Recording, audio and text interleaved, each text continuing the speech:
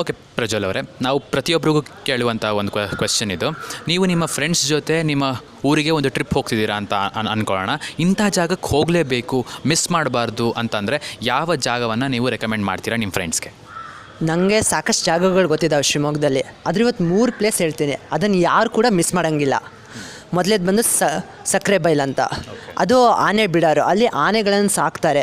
ನೀವು ಯಾವತ್ತಾದರೂ ಹೋದರೆ ಆನೆಗೆ ಮುದ್ದೆ ತಿನ್ನಿಸ್ಬೋದು, ಇಲ್ಲ ಆನೆ ಮೇಲೆ ಕುತ್ಕೊಂಡು ರೈಡ್ ಮಾಡ್ಬೋದು. ಇದು ಆ ಪ್ಲೇಸಿನ ವಿಶಿಷ್ಟತೆ. ಸೆಕೆಂಡ್ ಬಂದು ಲಯನ್ ಸಫಾರಿ.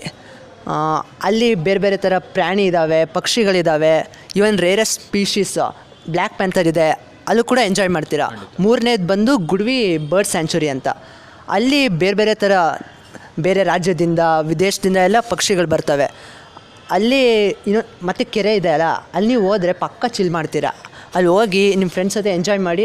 ಪ್ರಜ್ವಲ್ ಅವ್ರು ಹೇಳಿದ ಮೇಲೆ ಖಂಡಿತವಾಗ್ಲೂ ನಾವು ಆ ಜಾಗಕ್ಕೆ ಹೋಗಲೇಬೇಕು, ಆ ಜಾಗನ ಎಕ್ಸ್ಪ್ಲೋರ್ ಮಾಡಲೇಬೇಕು. ಫ್ರೆಂಡ್ಸ್, ಶಿವಮೊಗ್ಗದ ಬಗ್ಗೆ ಬೇಕಾದಷ್ಟು ವಿಚಾರಗಳನ್ನ ನಾವು ತಿಳ್ಕೊಂಡ್ವಿ, ಅದನ್ನು ತಿಳಿಸ್ಕೊಟ್ಟಿದ್ದೆ ನಿಮಗೆ ಧನ್ಯವಾದಗಳನ್ನು ಹೇಳ್ತೀವಿ.